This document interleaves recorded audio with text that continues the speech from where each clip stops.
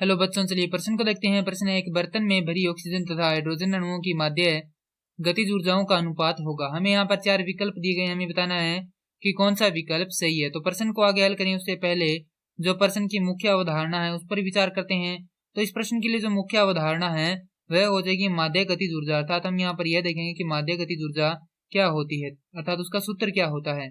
तो माध्य गतिज ऊर्जा, माध्य गतिज ऊर्जा का सूत्र होता है E बराबर 3/2 kT, जहां के क्या होता है, के होता है वोल्ट्जमान नियतांक, T होता है परमताप या ताप, E यहाँ पर माध्य गतिज ऊर्जा होती है।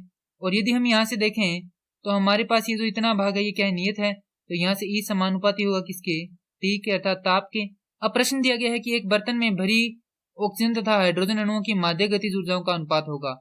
तो यहाँ पर हम मान लेते हैं कि हमारे पास क्या कोई बर्तन है। इस प्रकार से इसमें यहाँ पर ये जो हरे रंग के अणु हैं यह मान लेते हैं किसके हैं, ऑक्सीजन के हैं, तथा ये जो लाल रंग के अणु ये किसके मान लेते हैं, हाइड्रोजन के मान लेते हैं। क्योंकि यहाँ पर हाइड्रोजन और ऑक्सीजन क्या है, दोनों समान मात्रा में है, तो इनका जो औसत आयतन है वह किसके बराबर होगा, बर्तन के आयतन के। अर्थात यहाँ पर V H बराबर होगा V, यहाँ पर H2 होगा, O2 बराबर होगा किसके, आयतन के। और यहाँ से जो इसका औसत ताप है वह किसके बराबर होगा, इन दोनों के ताप के। क्योंकि इनका ताप क्या है, बराबर है, तो यहाँ से TH2 बराबर होगा TO2 के, और ये किसके बराबर होगा, तापमान T के। तो यहाँ से हम ये मान इस सूत्र में रख देते हैं।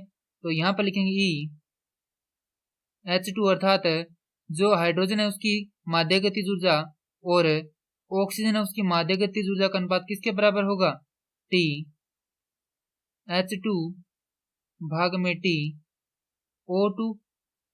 तो दोनों का मान क्या है, T के बराबर है, तो T/T होगा। ये हो जाएगा 1/1, और यहाँ से हम इसको लिख सकते हैं 1। अर्थात जो इनका ऊर्जाओं का अनुपात है वह कितना होगा, 1 होगा। और यह उत्तर दिए गए विकल्पों में से विकल्प ए से मिलान करता है, तो प्रश्न के लिए सही उत्तर होगा विकल्प ए। मैं आशा करता हूं कि यह प्रश्न आपको समझ में आया होगा। धन्यवाद।